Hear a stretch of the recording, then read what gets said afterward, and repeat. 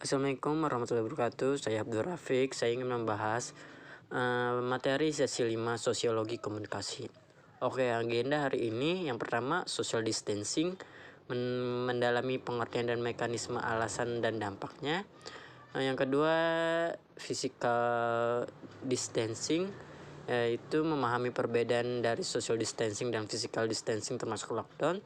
Yang ketiga perubahan sosial, menelisik pengertian unsur-unsur dan tahapan perubahan sosial. Yang keempat budaya massa dan populer, menyelami budaya massa dan budaya populer. Oke, kita lanjut ke materi pertama, yaitu social distancing. Diwajibkan pemerintah, maksudnya apa ya?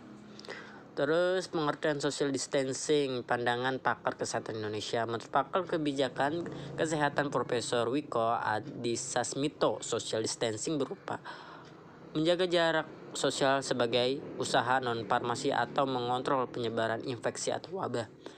Yang kedua, cara ini dipandang efektif karena penyebar penyakit seperti COVID-19 terjadi lewat droplet atau percikan air liur. Mekanisme social distancing, lihat contoh gambar di samping berikut ini. Dengan jaga jarak, bangku disilang agar kita saling berjaga jarak untuk mencegah penyebaran virus tersebut. Social distancing itu penting. Satu, jauhi kerumunan. Dua, kerja, belajar, dan ibadah di rumah. Tiga, minimalisir bersentuhan dan berdekatan dengan orang lain. Empat, usahakan berjemur matahari di teras rumah. 5, pastikan sirkulasi udara baik sehingga terhindar dari ruangan lembab. 6, tunda kegiatan massal seperti arisan, reuni, dan sebagainya. Itu massal itu kayak berkerumunan yang banyak orang, jauhi. Oke, kita lanjut lagi. Di sini ada gambar-gambar contoh social distancing. Dan social distancing tuh ada poster-poster. Udah dilihat. Lalu kita social distancing, benarkah penting? Oke. Terus alasan social distancing itu penting, kita lihat di gambar tersebut. Ada gambar pertama itu ada jumlah kasus tanpa plus social distancing ya. Ada tanpa, kasus tanpa, dan plus social distancingnya. Terus yang gambar kedua social distancing, cek video. Terus alasan social distancing itu penting, nomor 1 itu ada grafik di Korsel Negara model penurunan COVID-19. Terus di bulan Februari pada tanggal 28, 29 itu lumayan banyak sampai tanggal 2 Maret. 2 Maret itu sangat puncaknya ya, namun makin Maret ke depan, tanggal ke depan bulan Maret itu agak penurunan. Terus di sini ada kunci sukses social distancing Korsel. Tuh, dia membagikan tips-tipsnya biar sukses dalam social distancing di negara Korsel untuk negara lainnya. Terus social distancing dampak terhadap publik apa? Lihat di gambar berikut. Mengenal social distancing, efek negatifnya dan efek positifnya bisa dibaca di situ. Terus dampak social distancing, di sini ada poster kayak tegas Singapura perpajakan warga langgar social distancing. Bagi yang melanggar di warga Singapura ini akan dikena dipenjarakan, bisa dipenjara. Namun di berbagai kayak di restoran junk food itu biasanya kita ada suatu bangku yang disilang itu untuk agar menjaga social distancing agar tidak terlalu berdekatan. Terus dampak social distancing itu Nicholas Christakis, pakar sosial Yale University. Social distancing akibat corona menekan sisi alami manusia untuk bertemu teman, berkumpul, atau menyentuh. Julian Holt Lundstedt, psikolog Brigham Young University, isolasi sosial kronis meningkatkan angka kematian sebesar 29%. karena kontak sosial hakikatnya mengurangi stres. Bahkan kalau misal kita sosial di dalam rumah itu, isolasi di dalam rumah itu akan meningkatkan kemenurunan kematian. Kan kita kalau di dalam rumah kita jarang kontak mata dengan orang lain. Terus yang ketiga itu Chris Segreen itu pakar perilaku Universitas of Arizona. Orang-orang yang sadari bahwa menderita kecemasan sosial, depresi, kesepian, menyalahgunakan obat atau masalah kesehatannya akan lebih rentan dan secara mental terpuruk. Terakhir, Judith Mosquit, pakar ilmu sosial medis Northwestern Uni.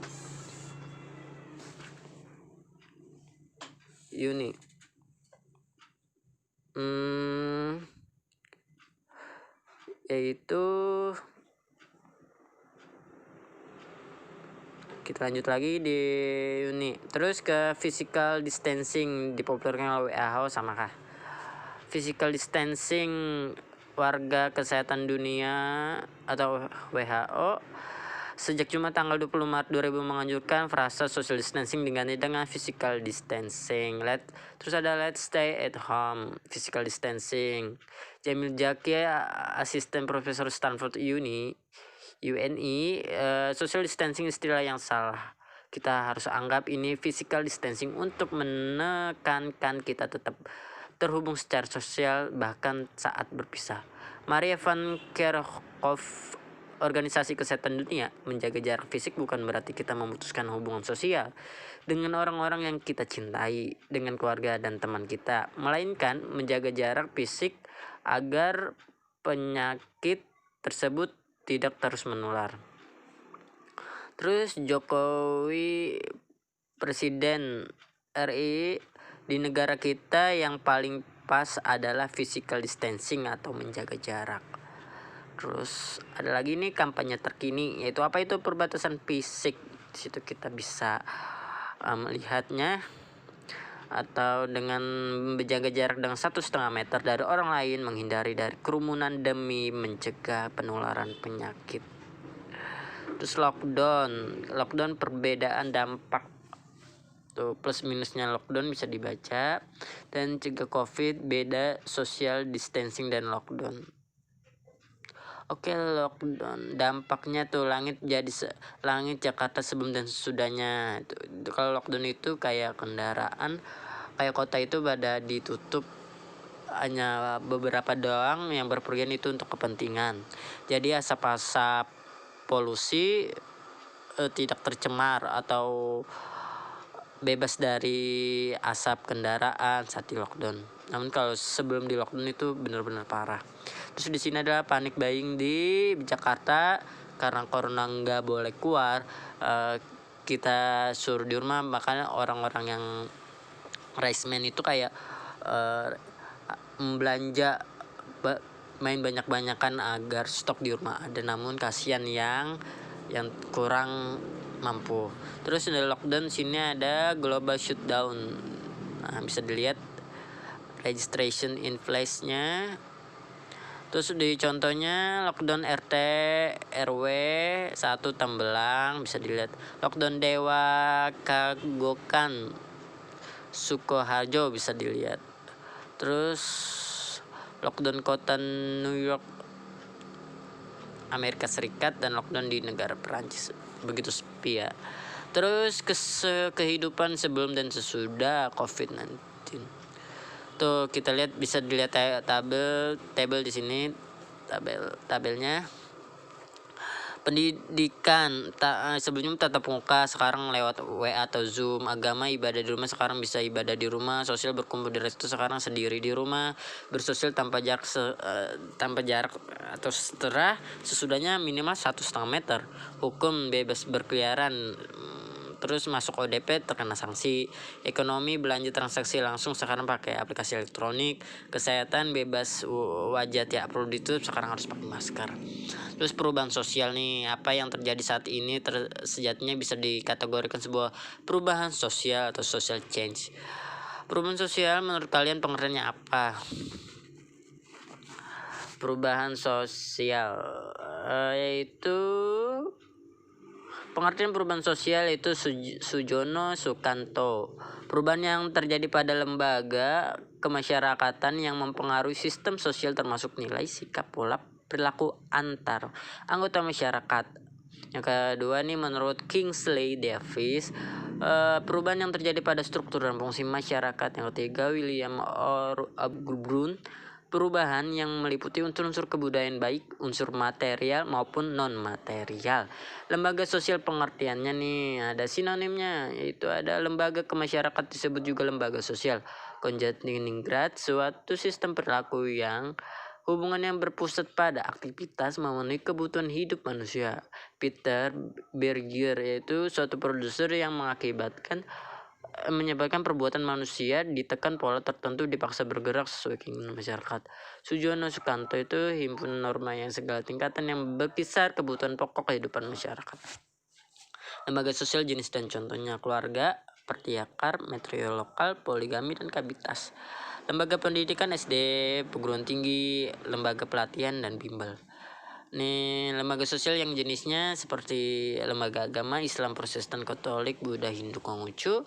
Kalau di WHO contohnya di lembaga kesehatan WHO, PMI, rumah sakit, klinik, puskesmas. Lembaga budaya Sanggar, pengguyuban, dan lembaga adat, politik, MPR, DPR, presiden, partai politik. Lembaga ekonomi Bank BUMN dan koperasi, dan lembaga hukum KPK, hakim, jaksa, polisi, dan advokat. Fungsi masyarakat, sosial engagement, sistem pengelompokan berdasarkan usia, gender, status, profesi, dan lainnya. Social control, sistem pendomanan yang mengatur aktivitas perilaku anggota masyarakat.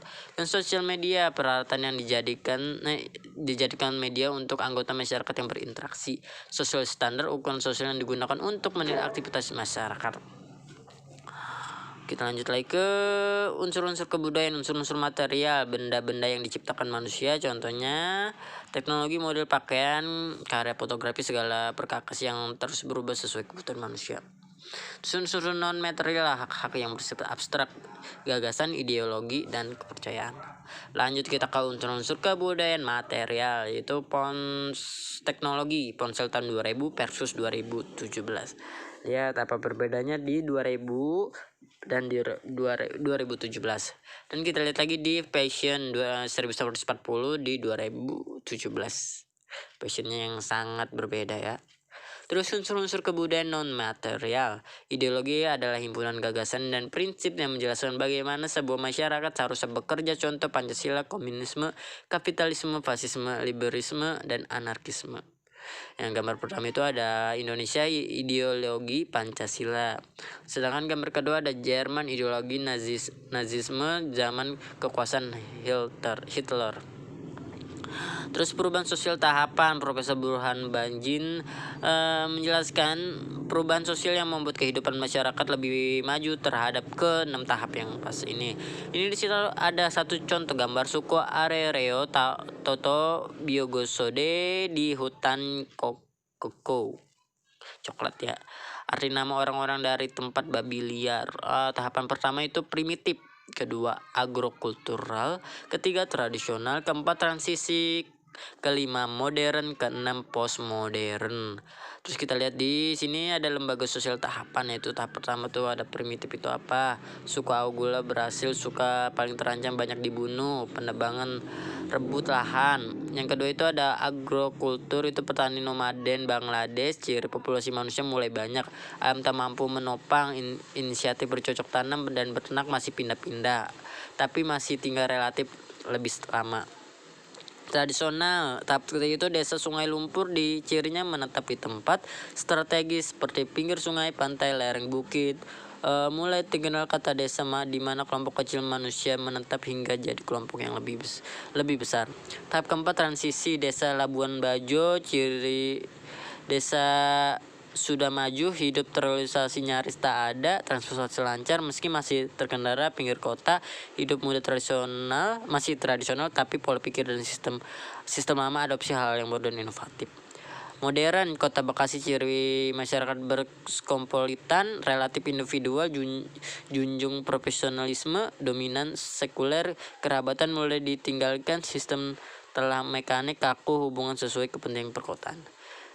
Tahap 6 postmodern Silicon Valley, ciri masyarakat yang secara finansial mengetahui relasi segenap aspek kehidupan yang telah melampaui masyarakat modern nomaden, karena bekerja di mana demokratis bebas berekspresi mengharapkan privasi perdalam hobi sekuler back to nature alam mereka heritage. Cukup sekian dari saya. Wassalamualaikum warahmatullahi wabarakatuh.